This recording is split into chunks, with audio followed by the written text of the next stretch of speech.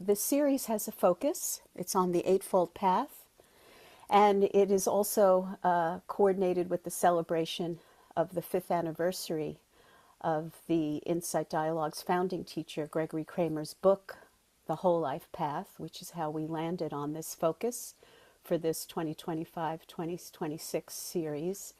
And if anybody here is not familiar with the book, it offers a very rich integration of the 8 path factors into the whole of our lives. Nothing left out, as Greg likes to say. Our Zoom host today is Nancy Zegerchuk. Nancy, if you would give a wave. And if you need support of any kind during this next 90 minutes, Nancy is the person to go to. You can chat her directly. If you're in a breakout room and you need support, you can go to, leave the breakout room and go to the main room, and Nancy will connect you with me for grounding support if that's needed at any time. And we are going to be recording just the voices, this welcome, of course, and then the voices of our practice guides. No participants' voices will be recorded because we do post this series on our website. And we do ask that unless you're speaking, that you remain muted during the session. Of course, when you're in your breakout rooms, you'll be unmuted, but during this large group times, to please stay muted. It helps reduce some background noise. And now to introduce who will be guiding our practice today, we're delighted to have Anna Albrecht and Jean Turcotte as our practice guides.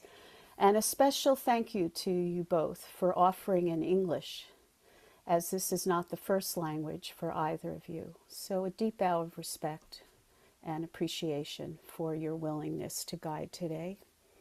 Anna lives in Berlin, Germany. Of course, mother tongue is German. She practices in the Zen tradition as well as being a dedicated Insight Dialogue practitioner. And her first contact with Insight Dialogue was 2014. Anna is a member of the Wednesday facilitator cohort and shows up in many other ways in support of this community and the skillful transmission of relational Dhamma. So thank you, Anna, so much for your generosity and time, energy, and care. Jean lives in Montreal, Canada. Mother tongue is French. He attended his first ID retreat in 2017 and is also a dedicated member of the Wednesday Insight Dialogue facilitator cohort, as is Nancy. So we had a few minutes together of celebration before this started. I act as a mentor to the Wednesday facilitator cohort, and I just have to say that my heart is so full that we're in such excellent hands today. Not only are these skillful facilitators, but also very dear friends. And so, yeah, again, a deep bow of appreciation to you for guiding us today. And Nancy, I'll turn it over to you. Good morning, good afternoon, good evening. It is wonderful to see you all here. It's just my place to remind everyone that this is an offering from the Insight Dialogue community that's freely offered, and you are invited to offer Dana, and I will put a link in the chat box at the end of our practice today, but the Dana goes to a Sunday Sangha fund and then is shared amongst the facilitators that facilitate over the year. So thank you very much. And with that, I'll turn it over to Anna and Jean. Thank you.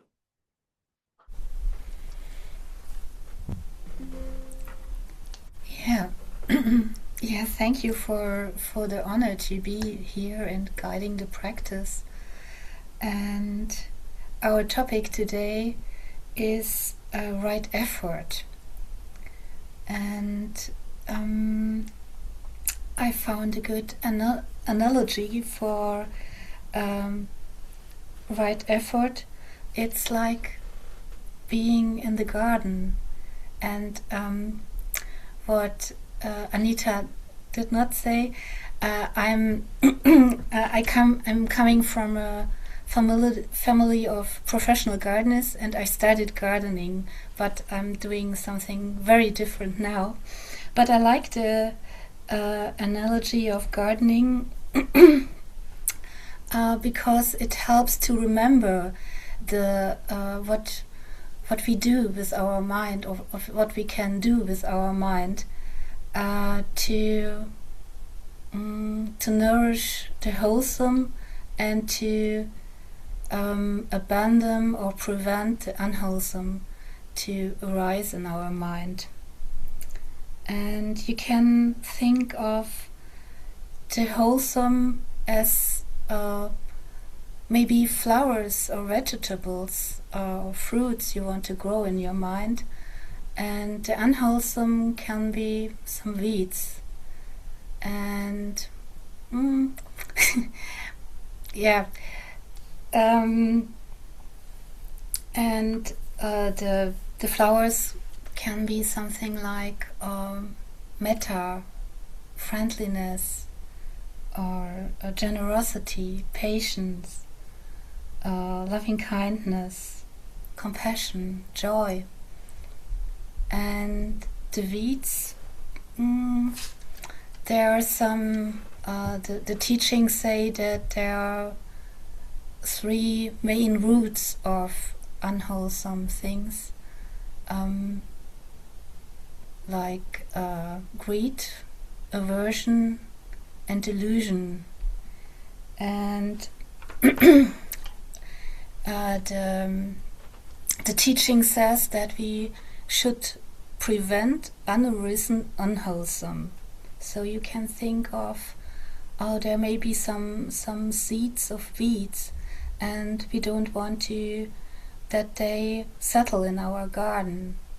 And the second aspect of right effort is abandon arisen unwholesome. Or if there is already some weed plant in the garden, we can pull them out. And the third one is arouse unarisen wholesome. So maybe it's easier to think of to plant some flowers in your mind, in your garden. And sustain, and the fourth is sustain and grow arisen wholesome care for the flowers or the vegetables. And and the first contemplation will be about the weeds, the unwholesome.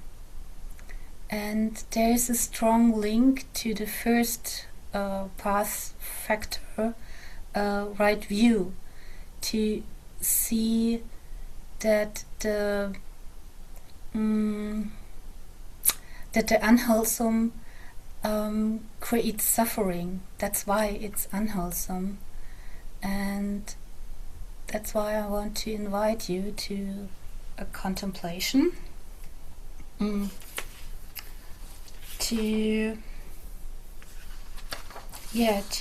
see or to contemplate where is the suffering in the unwholesome. You can think of an unwholesome mind state, like ill will, envy, self-judgment, perfectionism, or maybe an unwholesome habit, like maybe eating too much or move not much enough, or endless scrolling. I'm looking at myself. Or procrastination. And to contemplate what suffering is connected to this unwholesome habit or mind state. And the guidelines I would like to give you on the way is speaking the truth and relax. And speaking the truth means not being hard to yourself, but speak what is appropriate for you, being gentle to yourself, and say, what creates some insights, or what is good for me to speak, not choosing a very big thing you don't want to share. And you can learn also from the little things, from a little unwholesome habit. And the goal is, or the aim is, to get familiar with your weeds in your garden, to know what is there, and to know the unwholesome habits better. And the second guideline is relax. To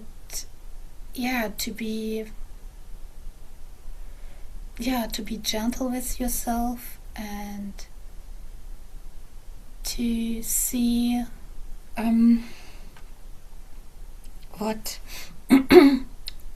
to bring in some qualities of friendliness and curiosity, and to be gentle with yourself, because it can be a hard contemplation, and it shouldn't be. So, and there is one quote from Thich Nhat Hanh, what I want to bring before you start the contemplations. When mindfulness touches beauty, it reveals it. When it touches pain, it can transform and heal it. So the contemplation is, where is the suffering in the unwholesome?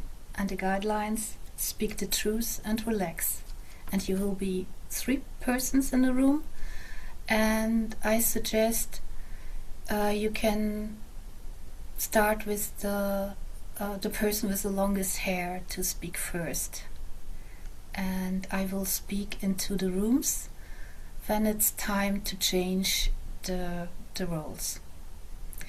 Is everything clear? Are there any questions?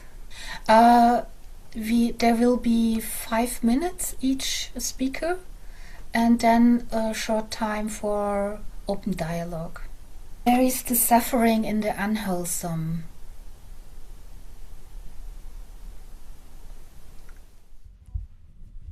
Welcome back. Just taking a little pause between the 2 contemplations. We'll take a sit. Or we could stand also, if it feels better for you. Saying sitting by habit, but we just bring back the intention to pause, to see what's there before to get to the second thing, and maybe just looking at how it was, what is still there from the first contemplation maybe. So if you need to take a particular posture to feel some ease and presence, if closing the eyes feels right to you, or what is it that feels right for you at the moment? Do you hear me okay? It's loud enough? Great. Oh, so what a sigh. Just relaxing. The second guideline. Releasing tensions in the mind, in the body, if possible. Bringing such kindness to whatever is present. This is the relax, kindness. This is also right effort, if accessible. Not forcing anything, allowing things that are there as they are. That's life.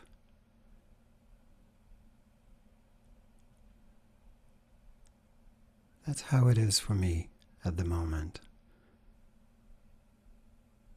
This me is a us, is a we. For each one of us, how it is.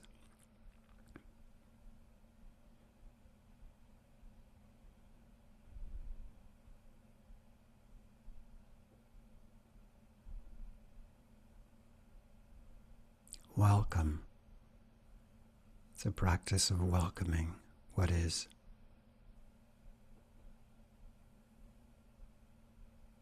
As best we can.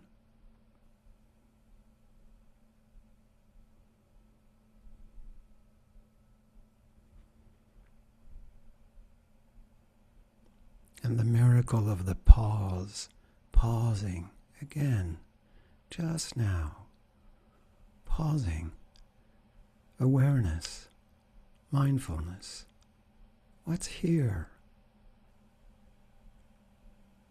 What's here now? Maybe it's confusion or anything clear. Can this be welcome? The second guideline, relax, welcoming. We're slowly stepping out of the holiday. Sometimes it's a frantic moment. Sometimes it's easeful. Whatever it's been or whatever is still there. Can this be like it is just now?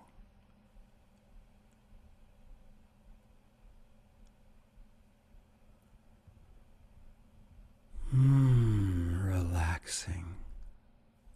Letting the body settle.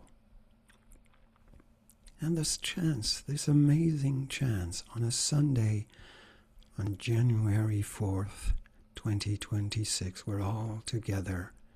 We come here for some reason. Usually we come here to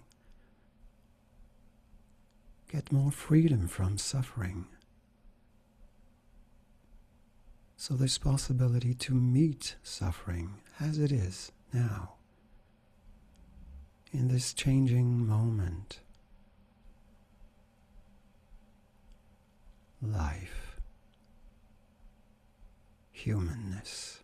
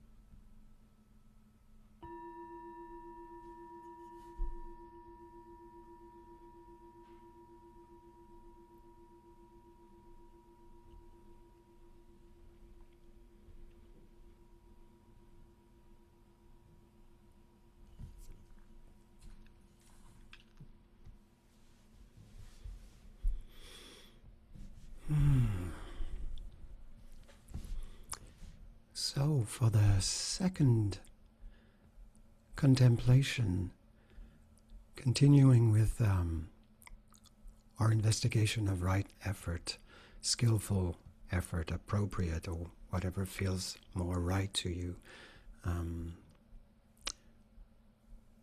What is it I would like to nourish now, maybe just now, or in my life? What would be helpful to, what is it I maybe I feel like missing, or more often probably is what I need. What is it I need to support, to water the seeds of, as we had the beautiful comparison Anna was bringing with gardening. So what is it I would like to nourish in my life? What feels important? And if possible to, probably you already know the answer. So we have the things we know. But what about maybe what we don't know? The beauty of this practice is not a conversation. We don't have to say, oh yeah, that's what it is, and go fast. It's a meditation. So using the guideline, the pause, taking our time. And then this relax, to not jump into the answer. The question is so interesting. What's there? What's there that I don't know? In French we have Christian Bobin. Christian Bobin is a wonderful poet and writer, and he's saying, what I know of someone prevents me of knowing that person. And I think it's so beautiful. I love this quote. It reminds me of my automatism and habits. So just slowing down, taking your time. And the third guideline I would encourage to bring is attuning to emergence. What is it I don't know? What's there at the moment? So really slowing down and taking your time. Nothing to say. Maybe it will only be silent, but it might be very rich and fruitful in this silence. Who knows? So again, with the same groups, triad or dyad, 5-5-5 each one, and we'll check out the time. If we still have some time, we'll have an open dialogue or come back into the group to share what's still alive or what's arising. Welcome back in the main room.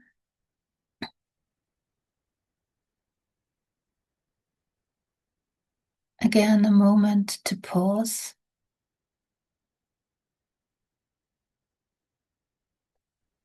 Arriving back.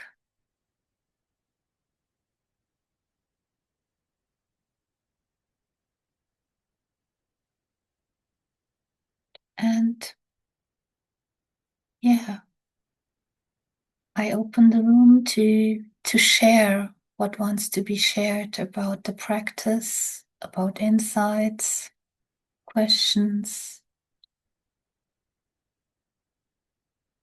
Yeah, you're welcome. And I'm happy to hear your voices.